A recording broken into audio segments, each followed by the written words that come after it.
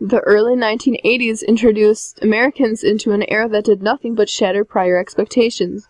From the groundbreaking achievements in technology to the liberations to the economy and the government, many argue that the 1980s was a decade that made us. Specifically, the events that themed the revolution from tradition were the new actions taken by President Ronald Reagan to pull the country out of a recession, and the transition from the iconic hippie to the young urban professional, and the bombing of the Marine barracks in Beirut, Lebanon. President Ronald Reagan's goal to reduce government spending and introduce tax cuts in order to solve the country's recession crisis was iconic of the 1980s as it transformed the economy. When Reagan was elected as a president, he was plunged into a nation in times of a recession. A popular quote from his campaign read, "Recession is when your neighbor loses his job, depression is when you lose yours, and recovery is when Jimmy Carter loses his." Many said he was elected into the Carter recession.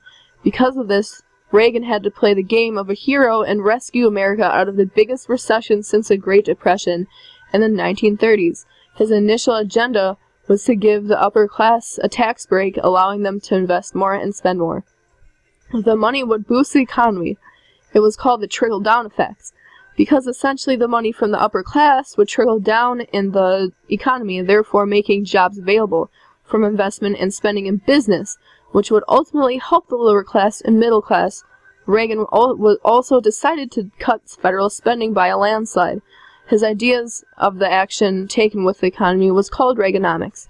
Reagan's ability to drag Americans out of the recession and change the economy was another way that the 1980s broke a prior tradition.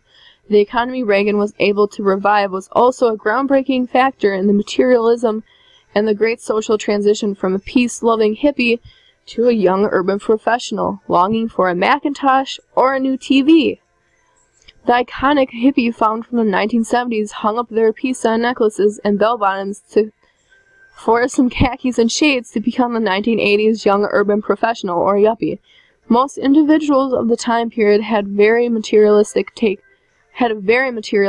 on life. They enjoyed living comfortably with their corporate jobs and greed-motivated behavior.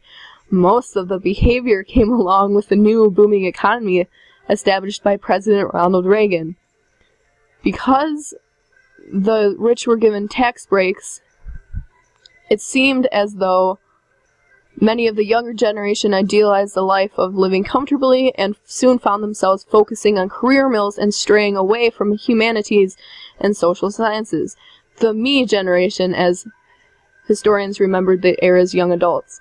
Their baby boomer parents may have still seen light in the carefree ways of the hippie, but society in the early 1980s encouraged money and technology and success.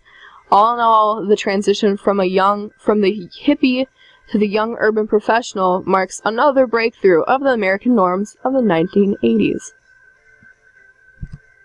In 1983, the nation was shocked as they were informed 220 Marines, 241 U.S. service personnel, and 21 other service personnel had been killed due to a truck bomb at a Marine compound in Beirut, Lebanon.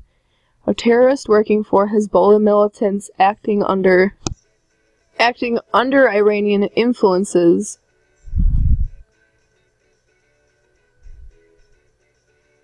direction drove a truck that was filled with TNT explosives into the barracks building, causing the massacre. What was once a peaceful nation was now a nation in utter panic as a result of the terrorist attack, completed by terrorists involved with Iran as a result of the U.S.'s efforts for oil and enforcement of democracy. The baby boomers hadn't seen this many numbers of Marine casualties since a battle in Iwo Jima in World War II. With the children of the 1980s progressing, the United States had gotten a bitter taste of terror and terrorism. After the attack on the Marine barracks, Ronald Reagan made the decision to withdraw the troops from Lebanon as the Iranian and Syrian influences were seen as not even remotely working towards or with the U.S.'s goals. Therefore, many agree that there was no place for American Lebanon. However, critics felt that Reagan did not effectively stand up to the terrorist attacks by not fighting fire with fire. Essentially, the war on terrorism was just sprouting here in the early 1980s and gave America the first real bitter taste of terrorism, thus transforming America forever. All in all, the 1980s serves as a gateway to what our country is today. The many technological advancements, social advancements, and change of political doings, as well as shocks to terrorism, woke our country up and modernized it from the traditionality of the nation we read in textbooks. Essentially, the 1980s broke tradition after tradition, and as some say, the decade was truly the decade that made us.